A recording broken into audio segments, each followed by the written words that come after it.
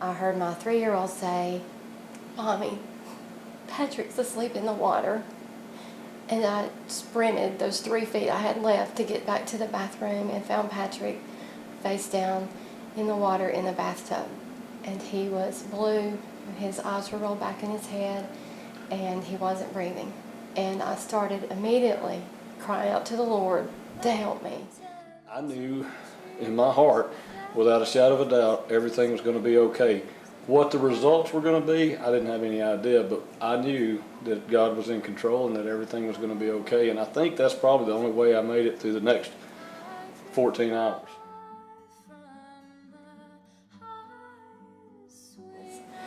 When we arrived at the hospital, it was almost an hour before the doctors came and gave us any news on him.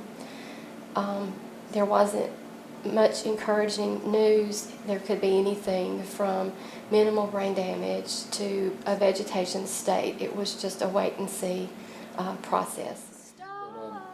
I remember the doctors called us in, Donna and I, into a room, and they started talking to us about brain damage and how, when the brain goes without oxygen for an extended period of time, there's all kind of negative effects that can occur to lifelong disability, to being in a coma, to just every scenario that was possible.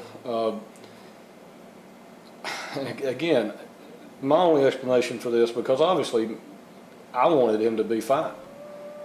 And I wanted to I wanted them to tell me, "Hey, your son's going to be fine. Don't worry about it. Go take a nap and relax, and everything will be great." They didn't. In the meantime, friends and family gathered. The word had gotten out, and they started coming and praying with Barry and I. And that's all that was left to do, was to pray. Barry and I went to the chapel, and I remember Barry saying to me that no matter how this turned out, whatever God decided, whether Patrick was healed on earth or he was healed in heaven or Patrick was left with difficulties, he would still be Patrick, and we would love him for who he was. And I agreed with that. So on our knees, we gave Patrick to the Lord, and that was the hardest thing I ever did in my life, was say, "Whatever your will is, Lord, with my baby, I'm okay with that." We got to see him first thing in the morning, and there really wasn't any change. He was still in a coma. His eyes were still in 2 different directions, not responding to anything. Nurse came running out about 9 a.m., calling for me. Miss Ryan, come quick." And I thought, the worst. I mean, my heart just sunk, and I went running. And when I went into the ICU, there was Patrick standing up in his bed, holding on to the rails, and looking at me and saying, "Mama, Mama." Well, you can only imagine, the joy that I had, and just swept him up, still with him connected to all those machines, and just hugging him and just loving on him. And the nurse said, "The Lord healed this child." And I completely agreed. She said she was working with him, and she turned her back, and she heard some noise. She turned back around, and he was standing up in the bed, holding on to the rails, just looking at her, and with those big eyes that he has. He's talking. He looks at me, and I see the eyes that I can tell it's him, and that melted me. And you just say, all you can do is say, "To God be the glory." And it really didn't take much more than a day for him to be back up to speed where he was with his motor skills, him walking and saying the few words that he was saying at that time. The Lord completely healed my child, and I am so grateful for that. In this case, God's will was the same as mine, or the same as my desire. And I just am so thankful because it turned out the way it did. There wasn't any trains that were usually going through at that time of the night that would have blocked off the emergency personnel. My 911 call went straight to the Alabaster Police Department and did not have to be dispatched.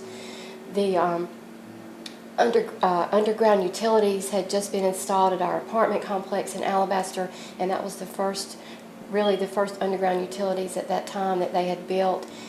And with that, it was a 6:30 on a Thursday night where people were coming and going, and every car that had to be moved in that parking lot people were home to move their cars so that the helicopter could land at our door, and he did not have to be transported down the road in an ambulance to save more time to get him the help that he needs. So many stories like that people shared with us. Our neighbor who had been out of church for a long time was back in church that Sunday because of what he had seen in Patrick's healing. You know, had things turned out different, God's still God. Had God decided that he wanted Patrick to be with him, he's got that, you know, that's his right, and he's God. But for me, it's when God went from, I went from believing in God to knowing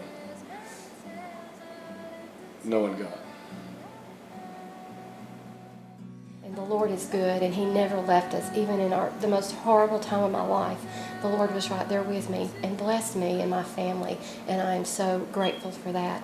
He does still do miracles, and he does heal, and he is God.